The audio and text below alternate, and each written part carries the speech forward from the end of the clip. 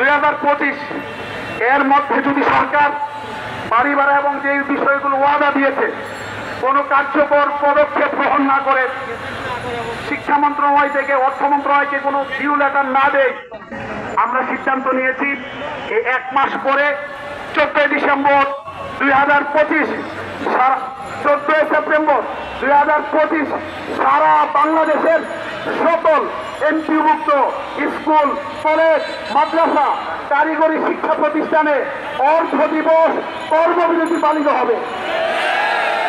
15 এবং 16 সেপ্টেম্বর সারা বাংলাদেশের সকল এমপিভুক্ত স্কুল, কলেজ, মাদ্রাসা এবং কারিগরি শিক্ষা প্রতিষ্ঠানে পূর্ণ দিবস কর্মবিরতি পালিত হবে।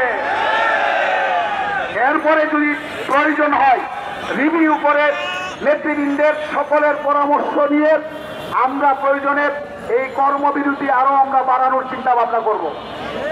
এরপরেও যদি কাজ না হয় আগামী 12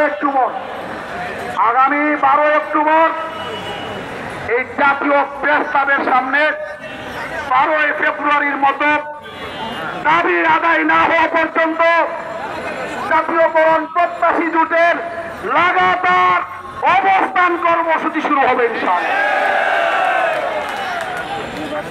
ভাইরা আমার, আমরা একটা সিরিজ আন্দোলনের দিয়ে গিয়েছি। সরকারের যদি শুভবুদ্ধিরুদ্ধ হয় ভালো, আর যদি না হয় সরকারকে বলবো আজকের সকল গোয়েন্দা রিপোর্ট একসাথে করেন।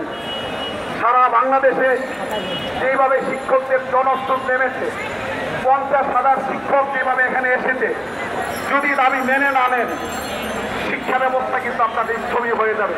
আমি মন্ত্রণালয়কে বলেছি যৌক্তিক হারে